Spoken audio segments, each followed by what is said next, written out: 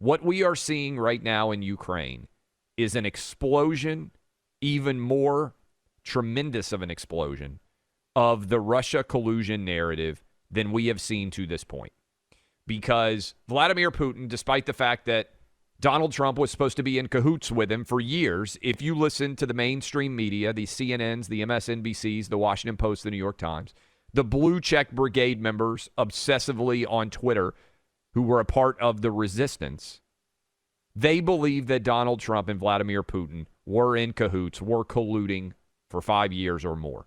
That Vladimir Putin delivered the 2016 election to Donald Trump, and that Trump, according to some of them, was even a strategic Russian asset. That has all blown up in their faces now, and they don't even really know what to argue at this point, Buck, because a little over a year after Joe Biden becomes president, after the feckless and incompetent withdrawal of Afghanistan, after the continued destruction of America's overall goodwill and legacy around the world due to weak and vapid leadership, we are seeing, I believe, Vladimir Putin strike. And the bigger concern I have, even than what's now going on in Ukraine, is, Buck, I know you saw it too. Early this morning, China put out a statement reiterating that Taiwan was a part of its territory, that this situation was different than Ukraine. I really do feel as if China may make a move on Taiwan simultaneously. No one believes that Biden has any spine at all. They don't think that he has mental cognition or wherewithal to be able to stand up to either Russia or China, and both of them are going to take advantage of this. Donald Trump told us as much in our interview on Tuesday. He was even given credit to Chuck Todd for noting that Putin didn't invade while he was in office. Listen to this. Even Sleepy Eyes Chuck Todd said this weekend during his show. I was watching it for a change, and he said, how come there has been no invasion during the period of time that the Trump administration was there, but they did invade, very severely invade with Obama, and then they waited, and then they invaded. This would never have happened if we were there, but he did. Chuck Todd asked that question. How come there was none of this was happening during the Trump administration? It's a great question. I think he sees this opportunity. I knew that he always wanted Ukraine. I used to talk to him about it. I said, you can't do it. You're not going to do it. But I could see that he wanted it. Clay, Buck, it's a great question, right? Why did this not happen before now?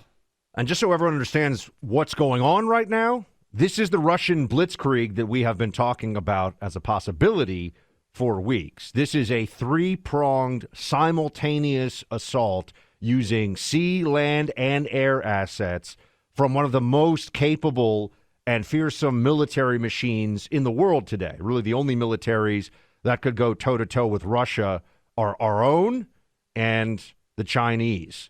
After that, I think they could take any European power pretty handily on their own, not all at once. But this is major, Clay. There are airstrikes going on around the capital city of Kiev right now as we sit here talking to everybody across the country. There are helicopters, transport helicopters that have already launched major paratrooper invasions of airfields in and around the primary cities. There's Kharkiv, which is close to Russia, which has been the site of a lot of fighting. There's also some places along the coastline that have seen amphibious assaults. This is, right now, for this stage, a worst-case scenario. Now, that's not the worst-case scenario for the entire conflict. I don't even want to think about where that could go. But for this phase of where we are, this is a larger-scale incursion right now than most analysts, most people were anticipating even a few days ago. The Russians are going in, they've gone in, and they've gone in heavy. And this now raises a lot of questions because if the objective here, a couple of days ago, was the objective the separatist enclaves? Clearly, that was just the beachhead. Remember, we discussed this. Was this a beachhead for further invasion, or was that going to be enough to satiate the Russian bear, so to speak, for a while? Now the question becomes, is this about toppling the regime? You've already had a lot of strikes on military and government targets, critical infrastructure, cyber attacks going on. Is this about getting rid of the Ukrainian power structure and then just replacing it with something that's very essentially a Russian puppet government, Clay?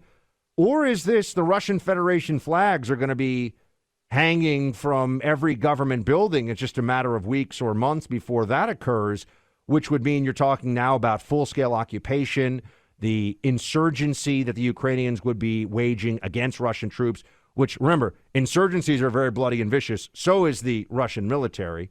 So we just simply, at this stage, it's hard to know what the full impact of this is going to be. I mean, no one knows what the full impact, not even Vladimir Putin, by the way. He doesn't know. They've already lost some helicopters shot out of the sky.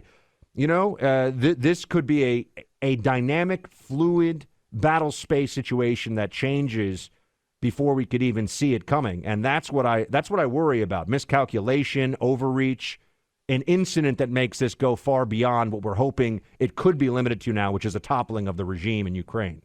My concern is Taiwan.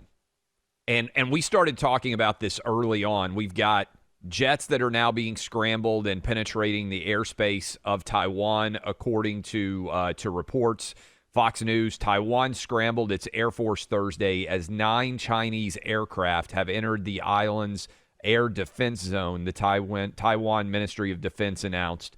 A small fleet of 8 J-16 fighters and a technical reconnaissance aircraft breached the airspace. It seems quite clear to me that there is major danger, maybe the largest danger there has ever been in most of our lives, of not only a European war, but also an Asian war happening simultaneously, that much derided and feared two-front war. This would be the time. If China really holds any aspirations, which they certainly do, but any true plans to make a move, this is the time to do it, because the United States is captured by everything going on in Ukraine. I don't think it's so overwhelming in many ways, but do you feel like Joe Biden can muster a response to Taiwan either? I think it would fall rapidly with almost no response from the United States. Let's just recall for a moment, Clay, that Biden promised not only a return to normalcy, which we know was really the opposite of what he did when he all of a sudden it was even more restriction, more trampling on basic freedoms, more lies about what works and what doesn't from a COVID perspective, all of that. Put that aside for a minute. He was brought in as Obama's vice president because Democrats pretended that longevity in foreign policy is the same thing as wisdom. That itself was a monstrous lie, because Joe Biden is a guy who gets it wrong every time. Joe Biden is a third-tier student and a fourth-tier intellect. This is not someone who you want making important decisions. And personality matters. The individual, the leadership in a situation like this matters. Notice how much they'll analyze Putin. It's all about his personality, what he thinks should be done, his strategy. And then with Joe Biden, we start to hear about, well, he has many steady hands and national security around him. These are the announce their pronouns in emails national security people, folks. These are the oat milk latte drinkers of the national security world that Biden has picked to be making decisions about war and peace. Now, this is not yet our war, thankfully. It should not become, and we must fight against it becoming our war in Ukraine.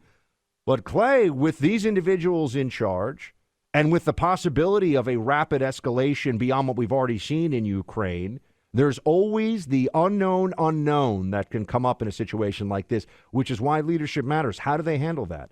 Neither you nor I can tell this audience that they should have any faith in the primary decision makers in the United States government right now. Yeah, it's not our war, but we're the most powerful military, most powerful country in the world. Leadership matters from the White House, and we don't have it right now. Not only does leadership matter, Buck, but this is why, whether you're a Democrat, a Republican, or an independent, you don't want an incompetent leadership group, right? Because the weakness will be taken advantage of by autocrats. And listen to this. Talk a lot about big lies. It's one of the favorite things of the blue checks to run around talking about. Here's the big lie.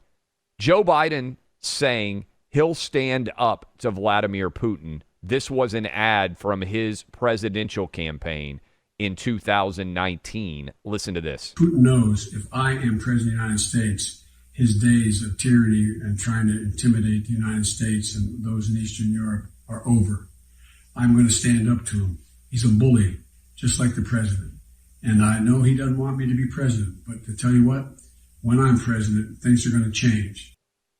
Well, they They changed, Buck. all right.